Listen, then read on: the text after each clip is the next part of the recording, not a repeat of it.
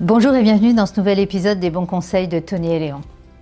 Votre chien senior a été diagnostiqué comme étant cardiaque. Il a du mal à respirer, il tousse, il a plus de mal lors d'un effort, mais sachez que des traitements existent pour soutenir le cœur lors de maladies cardiaques. Alors, comment sont mis en place ces traitements? En quoi consistent-ils et pourquoi est-il important de les suivre scrupuleusement? Nous partons donc en discuter avec le docteur Vassili Kigouni, vétérinaire cardiologue spécialiste au CHV Advessia en région parisienne. Suivez-moi.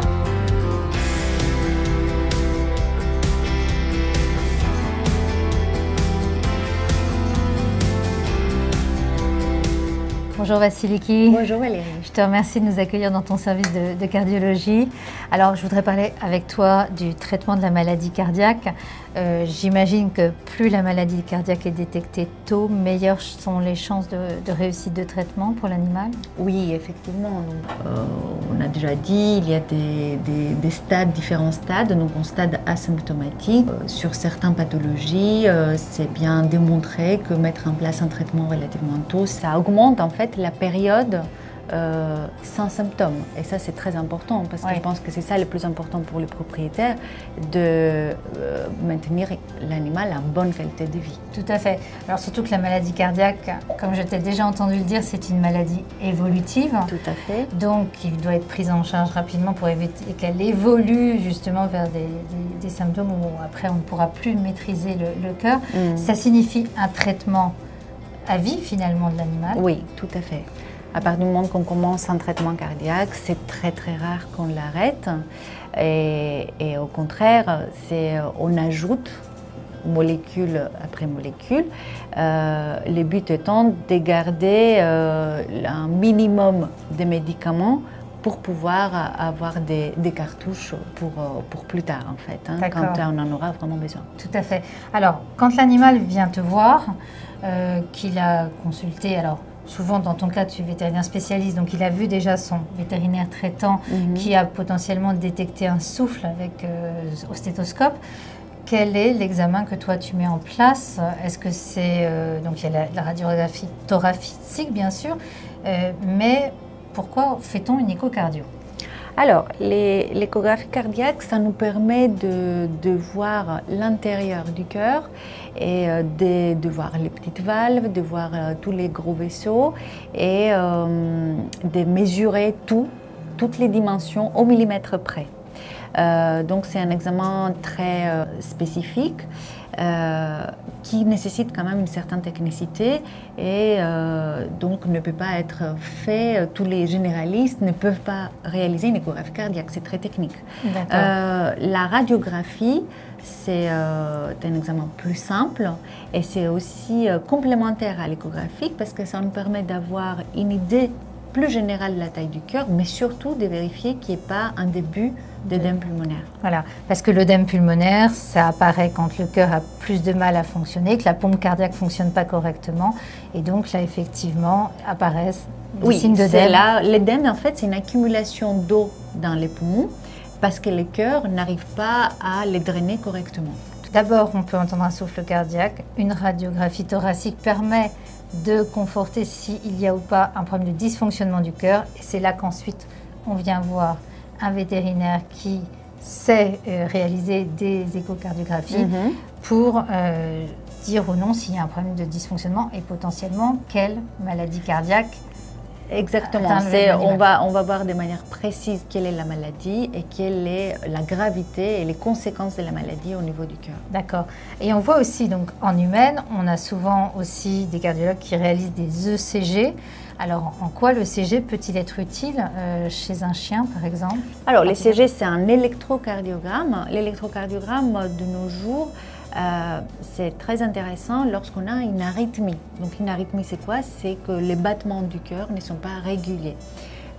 Et ça peut être détecté, déjà on peut avoir une idée à l'auscultation, mais pour savoir exactement qu'est-ce que c'est comme trouble, il faut réaliser un électrocardiogramme. Voilà. Donc c'est pour enregistrer l'activité électrique du cœur. Voilà, et selon le profil de l'animal, soit il aura des pics normaux et il y a des courbes caractéristiques, soit au contraire, les courbes sont un peu, entre guillemets, perturbées, c'est comme chez l'homme. Oui. Et là, dans ce cas, selon le type de courbe qu'on a, on est capable de mettre un nom aussi sur, oui, tout sur à la fait, maladie. et de décider s'il faut un traitement pour ça ou pas. Voilà, donc on le disait dans l'épisode concernant la maladie cardiaque du chien, en général c'est au stade 2 que le traitement est mis en place. Parfois au stade 1, si on a réussi, en l'absence de signes extérieurs, à voir que l'animal a une maladie cardiaque.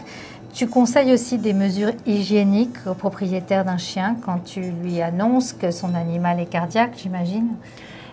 Tout dépend du stade. En premier lieu, même au stade asymptomatique, il est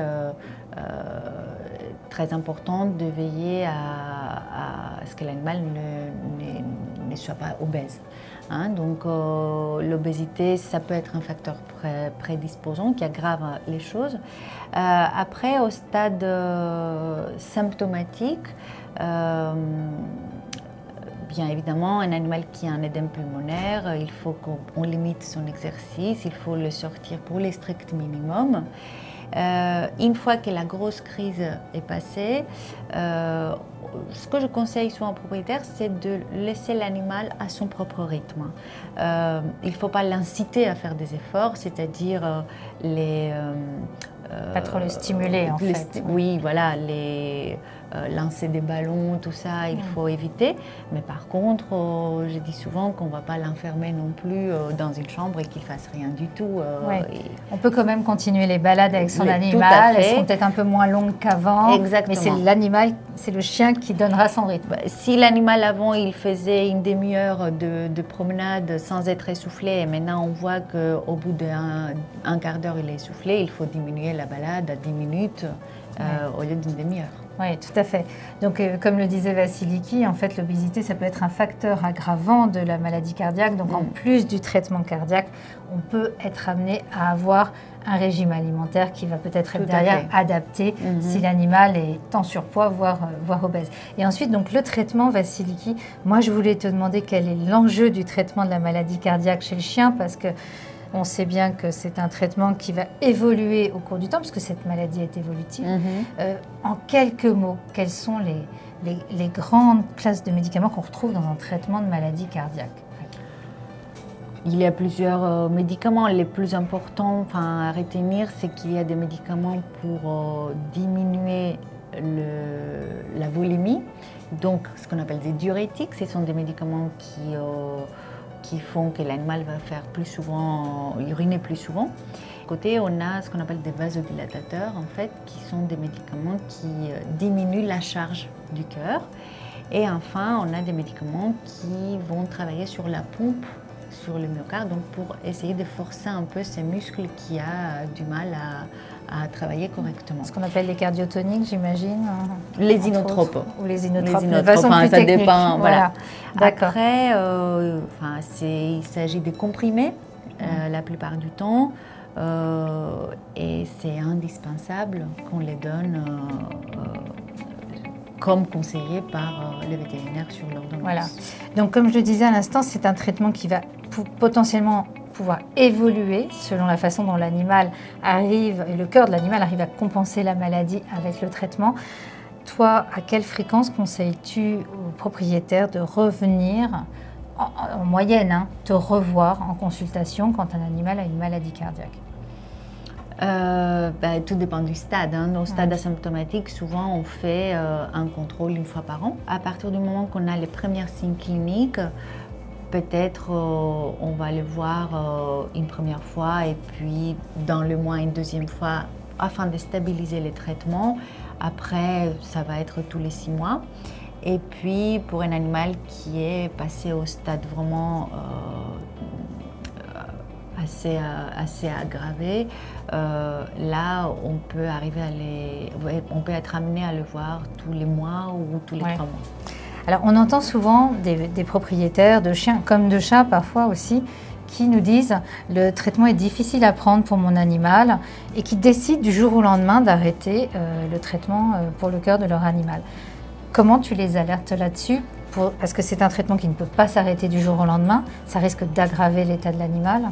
Ah oui, si on arrête les traitements du jour au lendemain, c'est sûr qu'on prend vraiment des risques parce que le cœur ne pardonne pas. Et les risques, c'est une grosse crise de décompensation avec de l'édème pulmonaire ou des épanchements qui font que l'animal va vraiment être en souffrance. Il aura du mal à respirer. Et voilà, il ne faut pas arrêter les traitements du jour au lendemain. D'accord.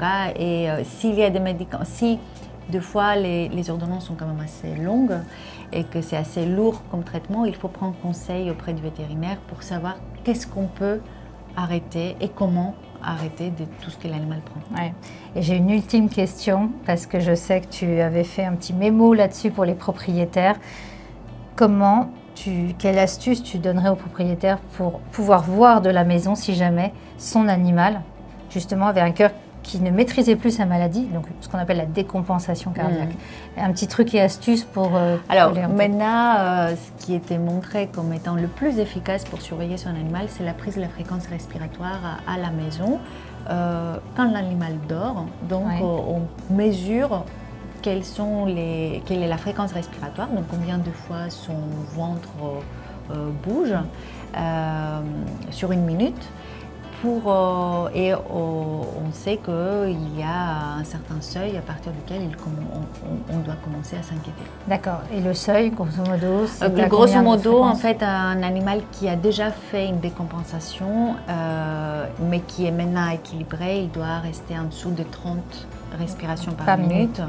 Et ce que je dis souvent, c'est quand même chaque animal a sa propre norme et qu'il faut déjà s'habituer à les faire avant qu'on arrive au stade de décompensation. D'accord, merci Vasiliki pour tous tes conseils. Merci Valérie. J'espère que cet épisode vous aura plu. En tout cas, retenez que la maladie cardiaque peut être très bien prise en charge si on est à des stades pas trop évolutifs et qu'on n'atteint pas justement, comme disait Vasiliki, un stade 3.